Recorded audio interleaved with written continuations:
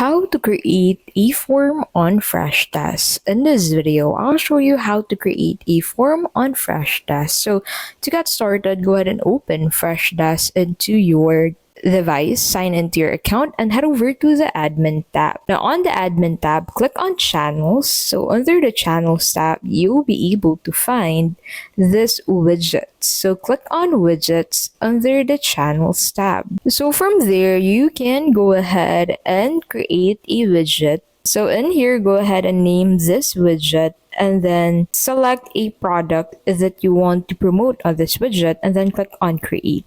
And then in here, you can go ahead and set up your form. So you can show a simple contact form by clicking on the simple contact form. You can also show forms with ticket fields. So you can also name the forms. So as you can see, you can also customize how the form would look like, such as the colorway of the form, the background wallpaper of the form, and such under the appearance tab. So once you click on appearance, you'll be able to customize how it actually looks like. And then once you're satisfied with this, you can go ahead and click on that save button to save this form. And that is how you can basically create a form on Freshdesk. If this video was helpful, please don't forget to give this video a like and subscribe for more videos like this.